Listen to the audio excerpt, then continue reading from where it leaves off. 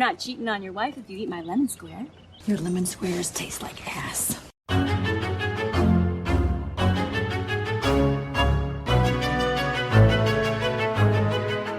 And welcome back to Horror Queers. It's your bonus mini-sode, and I'm Joe. And I'm Trace, and we are discussing a movie called Exploited. Oh boy. I'm not gonna lie, I'm so happy that you have finally seen this because I feel like Ari and I have been badgering you about this for many, many months, and it's not that you were ever resistant to watching it, it's just we needed to find an excuse to get you to do it. So I was very happy that Friken provided us with the opportunity, and now we can have this conversation. And let me clarify this. So my husband goes on like a lot of like random movie watches, and he'll like find like these indie films. So I had never heard of this movie, and he told me about it, probably back in March maybe. Mm-hmm. And I was like, okay, whatever, I've never heard of it, fine.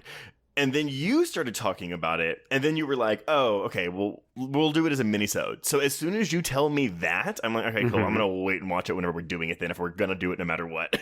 Right. No, that totally makes sense. You and I are incredibly busy, and half the time it's like, we either need a reprieve from anything to do with podcasting, so we're like, I'm watching this for fun, and I'm turning my brain off, just enjoying it as a viewer, or it's like, no, we're going to cover this one day, so I will wait, because I will just have to do a rewatch anyway. So it's you're protective of your time, and I appreciate that. For sure. But that being said, I don't think anything y'all said could have prepared me for this movie. I'm surprised that I didn't hear about this, though. I mean, again, the only reason I know about this movie is because of you and Ari, and so, I mean, look. Joe, do you like this movie? You think this is a good movie? Okay, so here's the thing. I think that this movie is hella ambitious, and it's overstuffed, and it gets very complicated in the last act, to the point where you're like, it's a short, like 81, 82 minute movie, and it needs probably 5 to 10 extra minutes just to unpack what the fuck is happening at the end. Right. It's too rushed. But I legitimately enjoy this movie, and getting to watch it with other people was a joy, because people react to this movie. Like, you will feel something, you will want to talk about it with people, because it is that kind of movie. I agree. I mean, in content alone, there's a lot of stuff going on here. In terms of just as a movie, like removed from how ambitious this is and like the content. Also, let us not forget, this is queer horror. Like, this is, oh my God, yes, queerness front and center. We've got lots of full frontal male nudity, queer screenwriter, at least one queer screenwriter. Mm-hmm. And I mean, like, whoa. But I don't think anyone here is a particularly good actor. Okay. I think it is shot pretty well. Like, I mean, hey, walking into this, I was expecting one of those, dare I say, October Coast type movies. And if you don't know what that is, good. But I was expecting something a bit more like me, that looked cheaper. And I was surprised that this actually looks like a pretty solid movie. Mm-hmm. But everyone is bad. So it's like a modern camp movie, but then the movie sometimes seems to be like in on the joke, kind of winky, and then other times it doesn't seem to be in on the joke, especially once we get into the sexual assault of the situation. Yeah, and content warning for folks who are maybe thinking of watching this and haven't, based on our conversation. There is a sexual assault in this. It's not as graphic as it could be, given some of the other content where, we are seeing like fucking floppy dong 2 minutes into this movie, and all sorts of other sort of fun, queer, cam boys in singlets, wrestling, all that good stuff. Yeah. But yeah, I don't entirely agree with you that the performances aren't good. I think it's a tricky balance between doing this kind of exploitation camp fare, because I definitely do agree with you that the movie is often in on the joke, but then there are some times where you think, ooh, maybe not. I don't know anymore. Mm-hmm. I think some of these actors do not handle this material well, but I do think that there are a bunch of very fun performances that seem to understand the material. Yeah, absolutely. And like, let me make this clear. When I'm saying I don't think anyone's really giving a good performance here, it's a combination of it's legitimately bad, or they understood the assignment. Right. Yeah, because like we have professional actors in this. So we have, Leah FUCKING Pipes from Sorority Row as, spoilers everybody, one of the villains, but also not really, as revealed by the last twist of this movie. But she's barely in it, and I wish she was in it a lot more, but she's playing a sexy astronomy professor who sleeps with her students and is also committing murders. And the last act of this movie is her running around in lingerie with a shotgun blowing away students. Yeah. I will say, though, because, I watched this again today, and so her introductory scene, she's like, why are you talking to this world-renowned professor of physics and author of 3 New York Times best-selling books? And I'm like, okay, so you're really successful, and you're also a professor at this school. And not to say that you can't go into sex work just for fun, because it is a hobby, but I was a little confused as to, was she doing all this for money, or did she just really like to fuck all of her students? I got the impression that she had a kink side, because this movie is very pro-sex in a lot of ways. It's kind of coming down on the voyeurism and doing that. We need to be mindful of how technology can be weaponized against us, a la someone hacking your webcam. But for the most part, when I spoke to the writer, Anthony Del Negro, he was very clear that part of this is based on real life experiences of some of his friends. I'm guessing the sex camming stuff. But he wanted to really focus on the sex positivity of it. So the people who are engaging in sex, for the most part, are doing so consensually. And we get to see a bunch of very amusing or bizarre fetishes in the webcam videos that the main character, Brian, discovers. But when you see Dr. Walker on the video, it's meant to be a shocking moment, but I think it's just that she's involved in this. It's a bit sordid, but at the end of the day, she's just fucking her student. It's obviously a power imbalance, but clearly she's she's a very successful woman who also has a sex drive. I will say too that while I am very happy to see Leah Pipes in anything, and I am especially happy to see her take a role like this, which again, I kind of wish she had more screen time. Right. It unfortunately does kill some of the mystery of the whodunit aspect, because as soon as, again, in a cast of admittedly people I'm not very familiar with in acting circles, you open the movie with a webcam video featuring a faceless, very sexy woman, and the second Leah Pipes walks into the screen, I'm like, oh, okay, that's who that is. Yeah, because when you look at the cast, she's obviously the most famous person, and it's not as though independent films haven't done a stunt cameo and the person shows up in 2 minutes and then they disappear and they got paid, $10,000 for one day of work. It happens, right? It's how you sell an independent film. But apart from her and Mackenzie Vega, most of the rest of this cast is kind of unknown. So you have to figure, well, it's either that bit cameo or they're going to be important. And in the case of Mackenzie Vega, she's not important. And in the case of Leah Pipes, she's one of the killers. Yeah, exactly. But no, I really appreciate the sex positivity of this, because no one ever freaks out, for lack of a better term, over anything, really. And in terms of, not the murdery stuff, but the sex stuff. Right. Yeah, I think the closest we get is Brian, our protagonist, who is played by Jordan Verhoeven, and his older brother, Jacob, who is played by Will Peltz.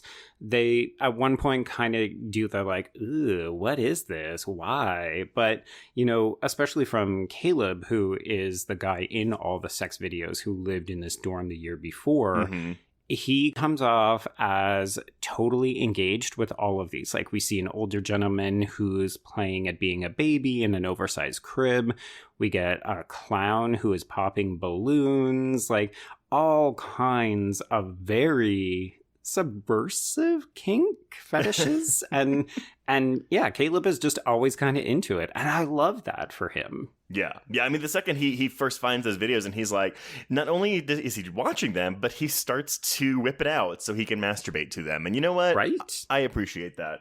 It's relatable content. I definitely saw you during the Fright Gown watch along. You messaged if I found a hard drive full of porn, yes, I would absolutely watch it. And yes, I would probably jack off to it. And it's Yeah, you probably would. Okay, so let me throw in a wrinkle here then. If you found a USB drive of not a random stranger's porn, but of someone you knew, would you watch it? Now, see, you and I have had this conversation before. I'm not super interested in seeing people I know well naked. Well, I okay. don't necessarily want to. Like, I'm not going to pretend that I probably wouldn't take a quick look, but I'm probably not going to whip it out and jack it. Fair. Not exactly the angle I was going for. So, but you are correct in everything you just said about me. No, but it's more so because again, to me, you find a flash drive of someone's self-made porn. Mm-hmm. They don't have consent. Like they're not giving you consent to watch that. Oh, yeah, no. It's definitely an infringement. And I think one of the film is filled with twists, right? Like it really likes to pull the rug out from under the audience. And I love the moment where Janelle, who is played by Hannah Rose May, she has covertly been filming her roommate, Mackenzie Vega's Lexi, fucking her boyfriend, Jeremy, who is played by Andrew Matthew Welch. And I mean, I don't love it because it's non-consensual, but she's been filming her roommate and her boyfriend fucking, and then she's masturbating to it later. And I was like, oh, Janelle, you dirty girl. Well, and that's the thing, right? Yeah. So there are a lot of moral gray areas or just outright like bad morals going on in this movie with our protagonists even. And the film sometimes feels like it wants to have these discussions, but then also doesn't. So that's kind of where this, I mean, again, I'm going to keep saying exploitation because, we're exploiting all of these things in a movie called Exploited, but not doing much more with them, which could be a problem if that's what you are wanting from this type of movie. But because we are dealing with something that is, I think, for the most part, trying to be camp, it doesn't bother me as much. Yeah, if nothing else, this movie feels like it wants to entertain you. It wants to be twisty and turny. It wants to make you a little bit horny. And it's not afraid to go to places that are a little bit taboo. It's almost interested in saying, hey, have you thought about this? This is an issue. But then it sort of leaves the heavy lifting to the audience. If you want to engage in this conversation, you can.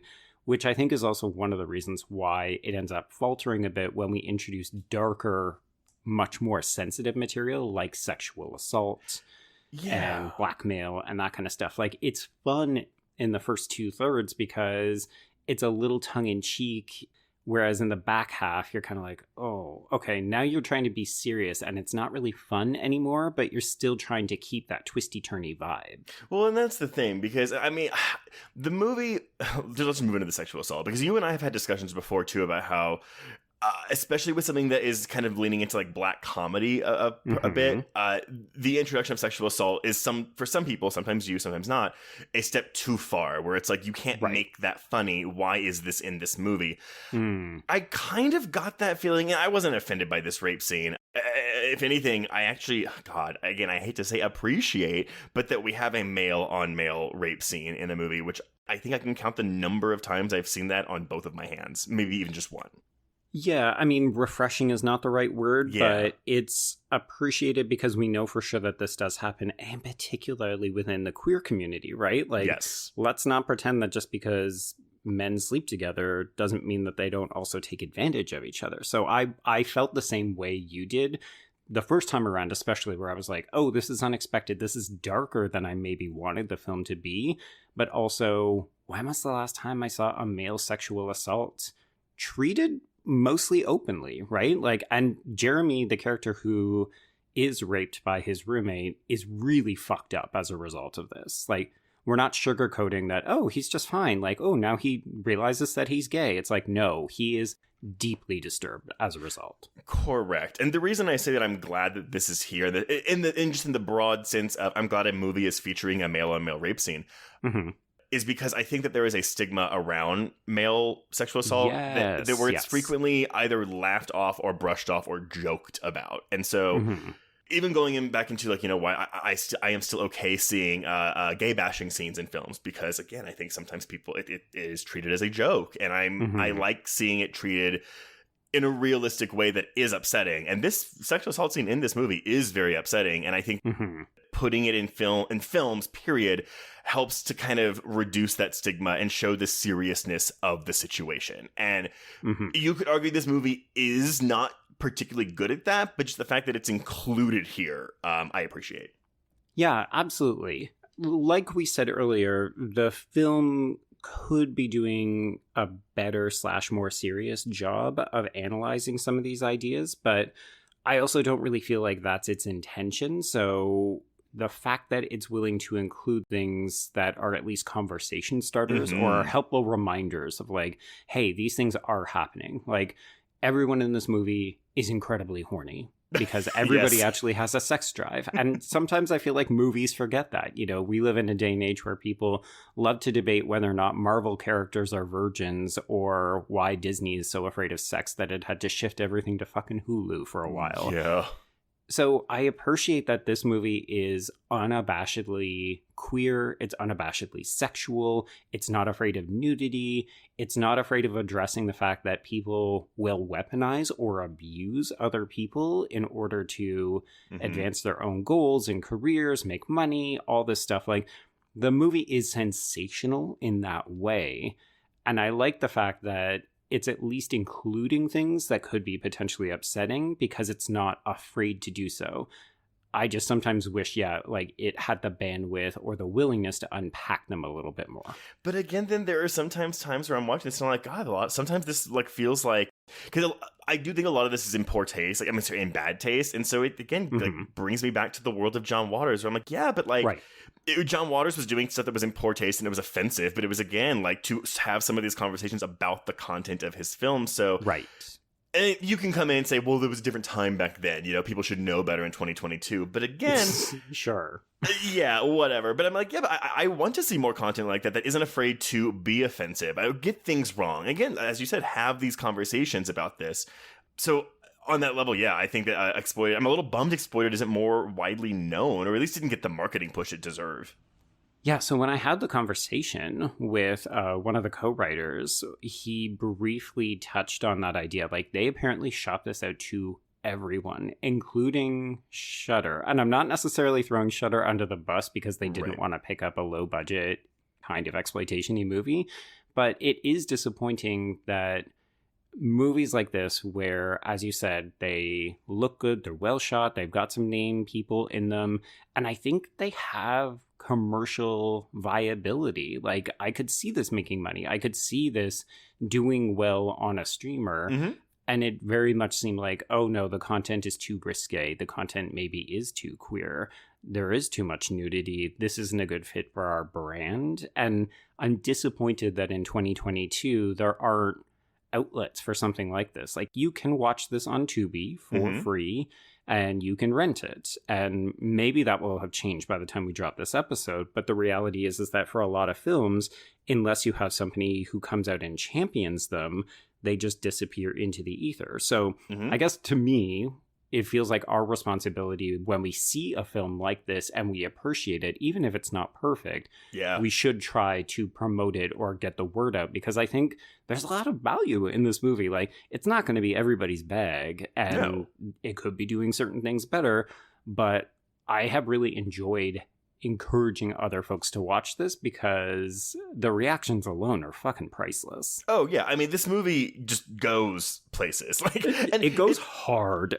It's like the first act, I think, is like a legitimately solid film. The second act, we're getting a little bit crazier, and then that third act, I was like, oh, okay, this is where we're going with this. Did not see this coming. No, I mean, you can't predict anything that's going to happen in this movie, even to the point where at a certain stage, as we move between the first act and the second act, we almost lose Brian and Caleb so that we can start exploring, you know, Lexi's new burgeoning relationship with English lit guy Tommy, who works in tech. And you're like, why do I even care about this? And the movie does ultimately bring all the threads back together, but it just goes in every direction all at once. And it's like, wait, what's important? Is there a mass killer? Well, are people even dying in this movie? I'm confused. Oh, God. The person who dies, too, is Janelle, who is like the best character in the movie.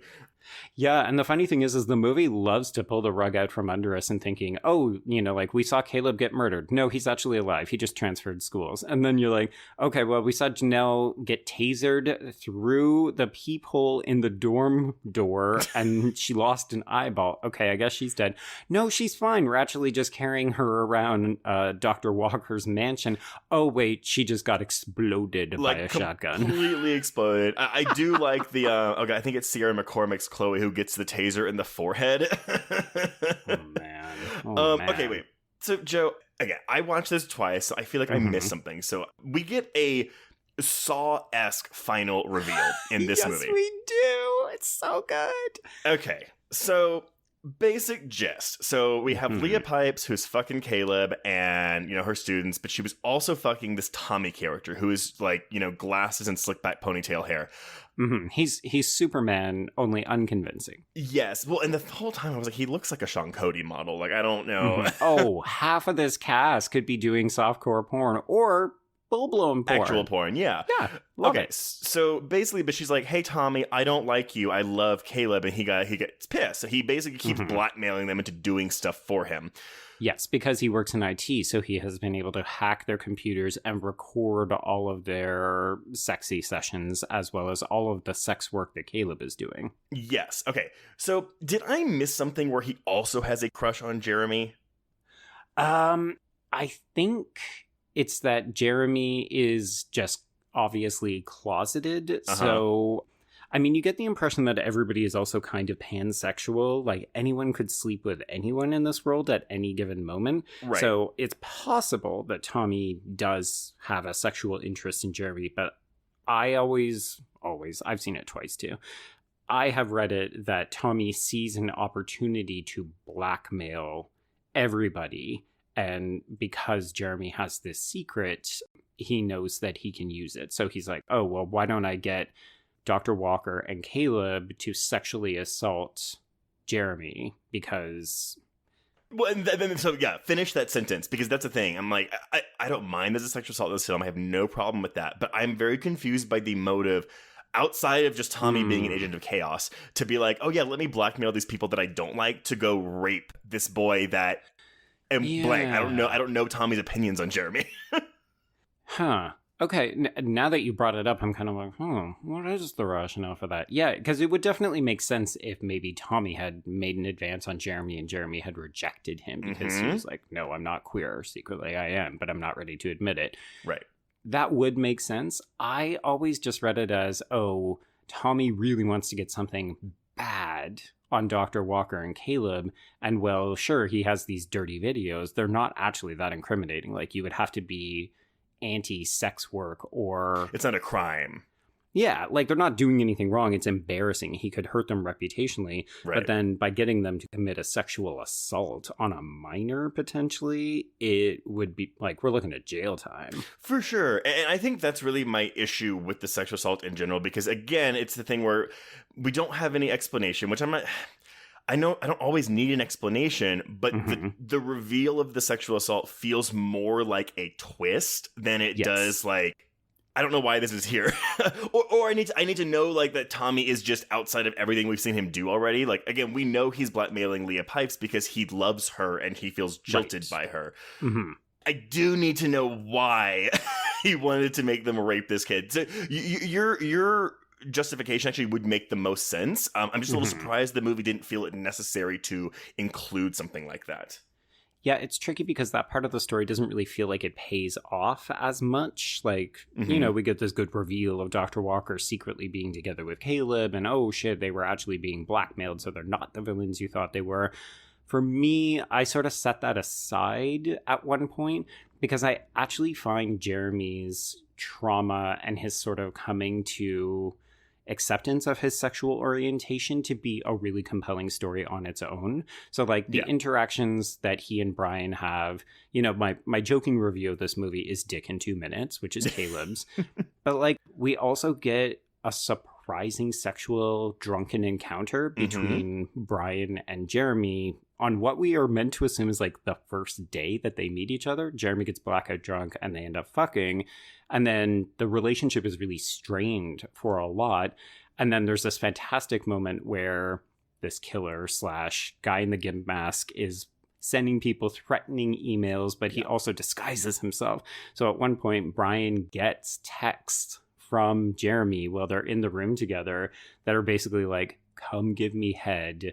Oh, no. Come give me your mouth. Yeah, which I'm not going to lie, fucking hot. Oh, yeah, no. And then to see Brian, I mean, Jeremy protests, so it's a little uncomfortable. Like, this movie has a lot of issues with consent. Mm-hmm. So Jeremy protests, and Brian is just kind of like, shut the fuck up, let me blow you. And it's hot. It's very hot. I will confess, I have a twink problem with this movie where I think I gave it like a full star more than it needs, because I find Jeremy, like Andrew Matthew Welch, my God, he is fucking hot and dreamy. We get to see him in spandex. It's like, makes me feel like a dirty old man. But all of the stuff between him and Brian I find really, really interesting and good. And then it is surprising when you realize, oh, he's the person who maybe killed Caleb, and you want to know why. And then you discover, oh, it's because he's harboring all this trauma and self-hatred, and he gets outed publicly, and it's horrible. Like, that shit is good stuff. Okay, wait. I think I figured this out. You're like, well, you were rambling. I figured it out. Yeah. Also, but no, like Andrew Matthew Welch, exactly my type. This kind of short, muscular guy. I'm like very much the hair, all of it. But okay, so the whole thing is, I think because Tommy wants to kill Leah Pipes and Caleb, but he doesn't want to do it himself. So he has them rape Caleb, so that way he can then tell them, hey, these are the two that raped you, go get them, and have Jeremy do the dirty work for him. Right. Okay. Yeah. Like, if I can't have you, then you should be dead. And I'm going to set in motion this super overcomplicated plan, which is going to result in both of your deaths at the end of this movie. Like, he's really, I mean, look, I'm not saying that, like, you wouldn't want to murder your rapist, but he's really banking a lot on, okay, let me make sure they rape him, because then when I tell him they're the ones that raped him, he will for sure go kill them. Right. And then when that doesn't work, I have to set in motion a secondary plan, which involves a bunch of new freshmen involved in their blackmail. Yeah, basically what we're saying is that Tommy is Jigsaw Jr., and this connects back to the Saw universe. Very much so. My God, it's like you're bringing in more people into this, because, yeah, he's trying to out Jeremy, but also, like, piss off Lexi and Janelle. Oh, because he knows about Janelle. None of this makes any sense, but nevertheless. So much. Like, it is a problem with this film. There is just too much happening. There's too many characters. It gets really difficult to keep all the storylines kind of juggling and up in the air without dropping things. And sometimes that's a problem. Like, if you're a continuity person, this movie will probably not play super well, because it almost feels like we need a Wild Things post-credit sequence of, like, how did Tommy orchestrate all of this fucking shit? Oh yeah, don't. Honestly, it's a blanket. He's a hacker. Like, blanket statement. Like, yes, that's all it is. Yes. But the results ultimately end up being cuckoo bananas. Like, I was thinking about this last night as just watching people react to various plot mechanisms and so on, thinking about how this is a good time, even though, yes, at the end of the day, for me, this is about a 3-star movie. That's maybe a little bit generous, but I'm also recommending it to everyone that I know. And it reminded me, this would make a perfect double bill with something like The Voyeurs, which is the movie with Justice Smith and Sydney Sweeney. Yeah. Because they're both so cuckoo bananas, and they have interesting interrogations of what sex and nudity and love ultimately end up doing to fuck us up. And I think that that's really fascinating. Well, yeah, I like that we are going, because, I mean, we've had this screen life subgenre which dips into voyeurism a little bit, but what this movie is doing, and what I'm assuming The Voyeurs is doing, is it's adding an erotic thriller component to the mix. Yes. Yeah, so I kind of hope we get to see more of that, because, yeah, I mean, especially in the world we live in today, it seems more relevant than ever. Yeah, it feels like a contemporary take on some not stale material, but like there's a reason that erotic thrillers were big in the 80s and 90s, and they really start to suffer when you introduce too much technology into them, because it just becomes harder to justify certain things that you need. Like, well, why wouldn't someone just call? Oh, well, can't someone video cam this, and so on? Or like, oh, everyone's a hacker all of a sudden? Sure, that makes sense. That's all it is, right? I mean, and again, if this movie was like some prestige drama, would I be a bit more discerning in plot logic? Absolutely. But this movie's not interested in logic. It's just interested in, I mean, again, kind of shocking you. Yeah. I guess the difference is that it doesn't feel like cheap, shitty, shocking things. Like, there are some parts of this movie that play better than others, and some that could definitely be described as being in poor taste. And yet there's something about the movie where I give it a lot of leeway. I give it a lot of goodwill, because there's something daring about it. Like, I just feel like I don't see enough movies like this, and I really appreciate it for that. No, I fully agree, and I'm it's a thing where I don't think this is a great movie, but I think it's one that people should watch.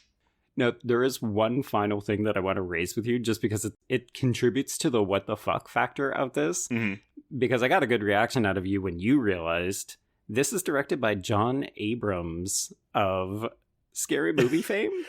Scary Movie and House of Wax and Meet the Parents, and The Faculty. I mean, it's not like he doesn't direct. Apparently he does, but he's just such a weird, unexpected choice for this. And apparently he was just interested in the material. Yeah, he's done 2 films before this, and he actually is the lead in his directorial debut, and he's a co-star in his second film. Okay. So this is the first one where he didn't partake in the acting portion of the film. But yeah, I was surprised he did this. Like, you said he was just interested in the subject matter? Yeah. All right. Okay. There you go. Whatever floats your boat. Sure. I mean, good for him. I mean, I hope he starts directing more. I mean, there's nothing too flashy about this, although you mentioned either it was in the beginning of this episode or online, but you mentioned how this feels like Initiation. I actually thought that the aesthetic of this reminded me a lot of Initiation. Like, it looked like they could have been set in the same universe. Yeah, folks, if you haven't listened to our Patreon episode on Initiation, we covered it in December of 2021 as a kind of underseen gem. Similarly, independent, sort of low budget, but it actually looks much better than you would ever expect. Yeah. And that one is treating the idea of like campus rape culture, sexual assault, misogyny. It's doing things a little bit differently, but it also has that kind of twisty-turny vibe to it. But yeah, these movies both get a lot of mileage out of some kind of colorful cinematography, and particularly the way that they shoot things like social media, webcamming, and so on. Like, I think you have to have a certain sense of style if you're going to attract a younger audience who is really, at the end of the day, the people that you're trying to reach with these shows, because they're set on campus.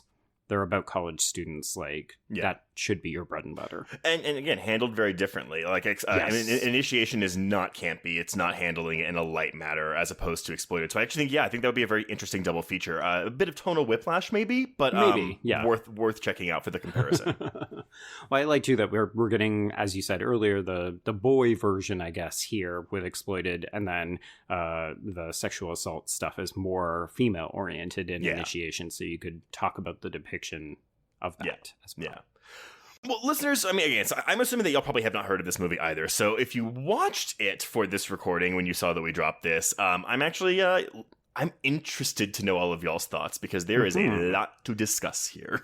Yeah, let us know what you thought. If you had seen it before, I find it actually plays much better on a second watch, where you're not trying to just follow the 12 different storylines that are in play.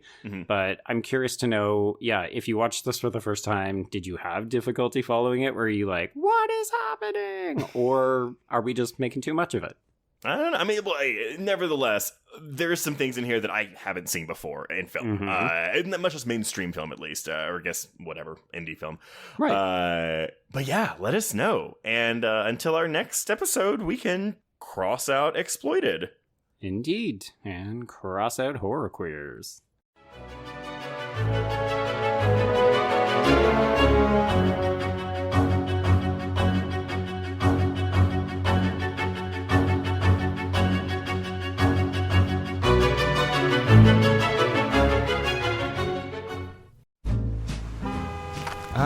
Atlas Avenue, a long stretch of road that encompasses everything the city of Kennett Heights has to offer. Neon lights, traffic, crime, the hustle and bustle of everyday life, and the craziest of characters. My office was above it all. My name is James Locke, and I'm a PI. Hello, Mr. J. How the hell you doing today? Good, Edith. Nearly every year I have a new case. New people to meet, new clues to discover, and new problems to solve. But I do it the old-fashioned way. No technology. Nothing post-1950. Hell, I don't even listen to podcasts, but you should. Atlas Avenue Beat is a spoof of the film noir genre with goofy characters, tons of wordplay, and non-stop raunchy humor. There's also 3 whole seasons out right now with more on the way. Just search for Atlas Avenue Beat wherever you listen to podcasts or visit us online at bloody.fm.